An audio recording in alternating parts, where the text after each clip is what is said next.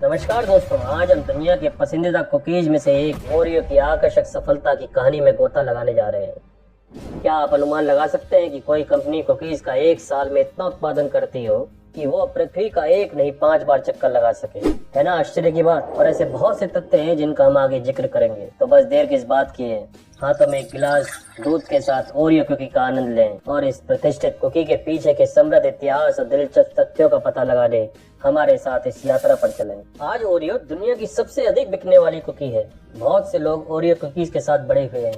चाहे आप original cookie लें, पीनट बटर लें, मिंट लें या दुनिया भर में पाए जाने वाले कई स्वादों में से एक का आनंद लें, वास्तव में ओरियो का आनंद लेने का एक आधिकारिक और सही तरीका है। वो है ट्विस्ट, लिक और डंक विधि।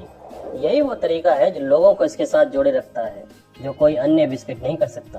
क्या आप जानना नहीं चाहेंगे कि इस कुकी ने दुनिया भर के लाखों लोगों के दिलों में स्वाद पर कैसे कब्जा किया है और ये सब कैसे शुरू हुआ है?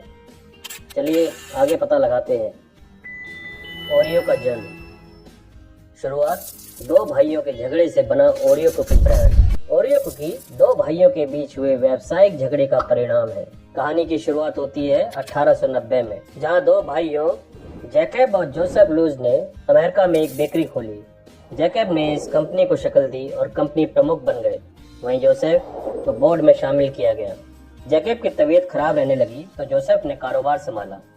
उन्होंने बिस्किट कंपनी को बड़ा करने के लिए दूसरी कंपनी के साथ मर्ज होने की रणनीति अपनाई, लेकिन जैकब इससे सहमत नहीं थे।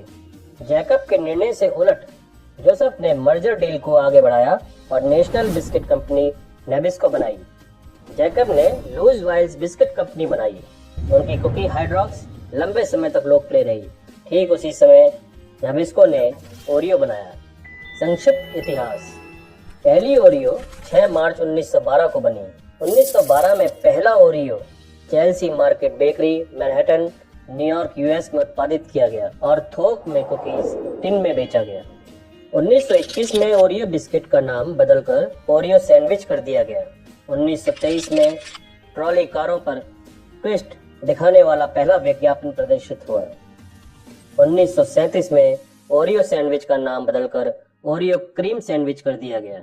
1974 में Oreo double stuff chocolate sandwich cookies को यूएस में पेश किया गया। 1993 से ओरियो कुकीज अब दुनिया भर के 30 देशों में बेची जाती है। 2006 ओरियो चीन का नंबर 1 बिकने वाला बिस्किट बन गया। अब चलते हैं रोचक तथ्य की तरफ। ओरियो की डिजाइन भी समय समय पर बदलती रही है।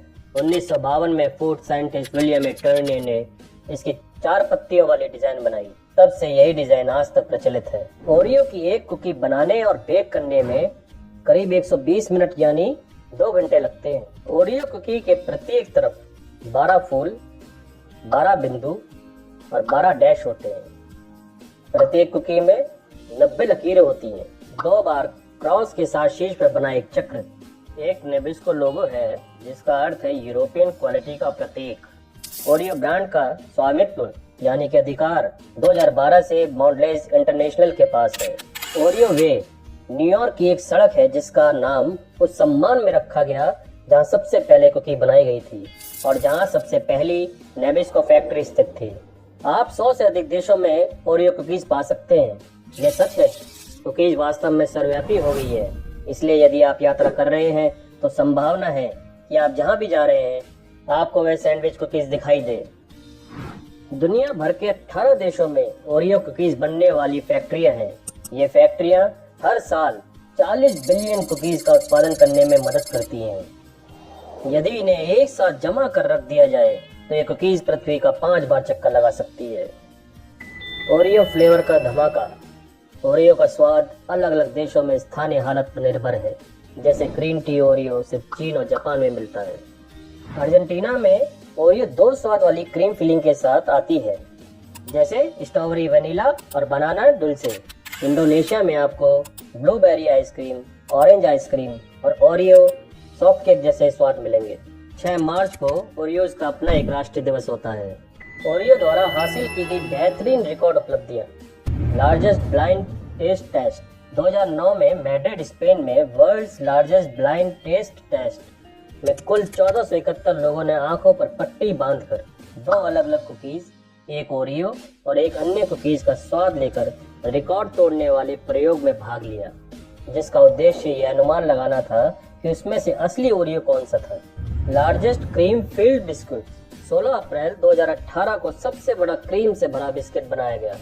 विशाल ओरियो कुकी का वजन 73.4 किलोग्राम था।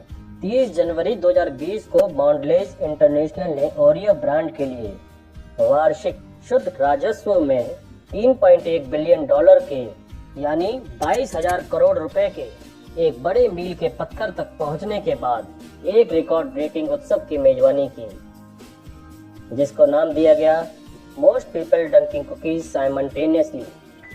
भारत में 2011 से बिजनेस 2010 के बाद से 5 और देशों को जोड़ा गया। 2011 में भारत, 2013 में पाकिस्तान और ब्राजील और 2015 में रूस और मोरक्को को जोड़ा गया।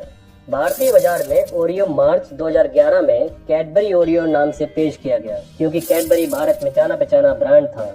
वहीं ओरियो का प्रतिद्वंदी ब्रांड से हुआ विवाद भी काफी चर्चा का विषय रहा।